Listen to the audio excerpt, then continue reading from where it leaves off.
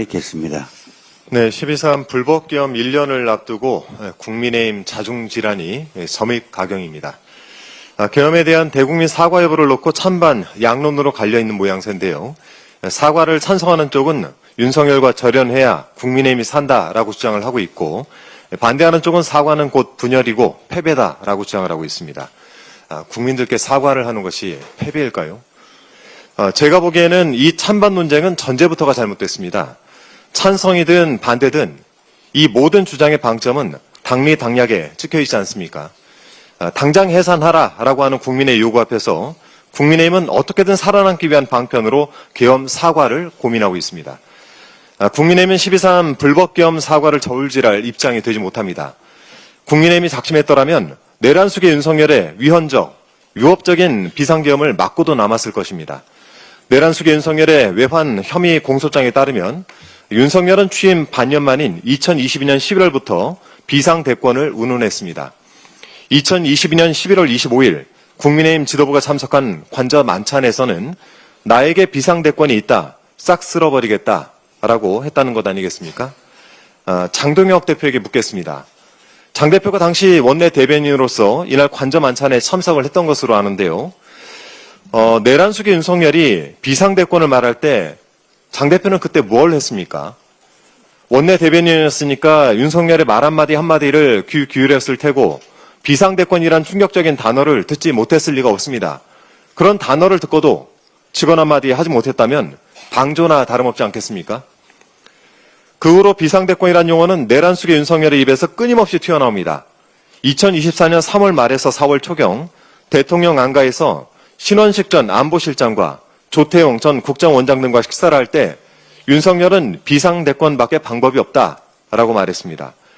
또 지난해 11월 30일 그날 밤 관저에서 김용현 전 장관 등에게 헌법상 비상조치권, 비상대권을 써야 이 난국을 해결할 수 있다라고 말했다고 합니다. 이 비상대권의 싹을 진작에 잘랐더라면 어땠을까요? 최소한 위헌적 그리고 위법적인 비상계엄은 발생하지 않았을 것입니다. 내란 속의 윤석열이 2년간 만지작댔던 비상대권이란 카드는 결코 우발적인 것도 아니었고 메시지도 아니었습니다. 최근 라디오 인터뷰에서 계엄의 그날을 회고했던 김상욱 의원의 말이 떠오릅니다. 김상욱 의원은 계엄이 선포되자 동료 의원들에게 전화를 돌렸는데 그때 어느 의원이 김 의원에게 이렇게 말했답니다. 당장 나와라. 거기 있으면 죽는다. 대체 국민의힘은 본회의장에 있으면 죽는다라는 것을 어떻게 알았습니까? 한 목숨 부지하기 위해서 본회의장이 아니라 당사로 달려갔을 국민의힘, 이제는 계엄 사과를 놓고 득실을 따지고 있습니다. 이러니까 국민께서 국민의힘을 구제불능이라고 보는 것 아니겠습니까? 진정성 있는 사과를 하거나 말거나 국민의힘과 내란에 대해서는 사법적 판단이 기다리고 있습니다.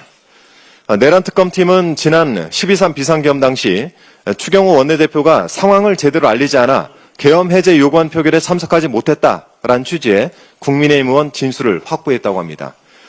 내일은 계엄 해제를 방해했다는 추경호 전 원내대표에 대한 구속심사가 예정돼 있습니다.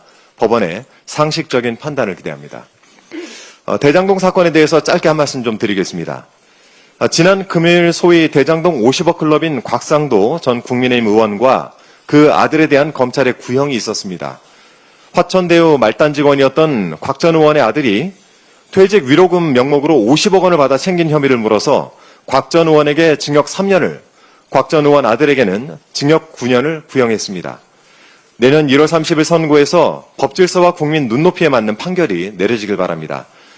민주당 정치검찰 조작기소 대응 특위의 위원장으로서 대장동 사건을 볼 땐 매우 의아한 점이 있습니다. 정작 대장동 사건으로 실제 이득을 본 자들에 대해서는 왜들 그렇게 조용합니까?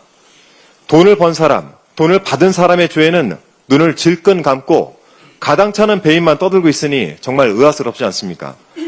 대장동 개발은 20여 년 전부터 추진된 사업이었고 그 과정에서 민간 개발을 종용하는 세력이 붙었던 사업입니다. 그런데 이제 와서 국민의힘이 개발 수익 환수 노래를 부르고 있는 것을 보면 철면피가 따로 없다라는 생각이 듭니다.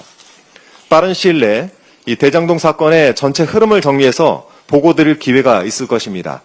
이 사태의 근원은 이재명 성남시와 민주당이 있는 것이 아니라 국민의힘이 있음을 증명해 보이겠습니다. 이상입니다. 그리고 앞서 전현희 최고께서도 말씀을 하셨는데 저 역시 오늘 최고위가 마지막 최고위가 될 것 같습니다. 12.3 비상계엄을 넘어서 국민 여러분과 함께 제4기 민주정부를 출범시킬 수 있었고 또 당원의 뜻이 이 지도부의 결정에 충분히 반영될 수 있도록 그간 치열하게 달려왔던 것 같습니다.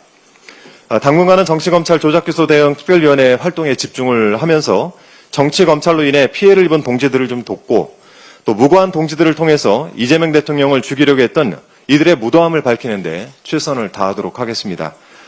그동안 최고위원으로서 또 당원과 국민과 함께한 470인의 시간을 소중하게 간직하도록 하겠습니다. 진심으로 감사드린다 말씀드립니다. 고맙습니다. 다음으로 김병주 최고위원의 발언이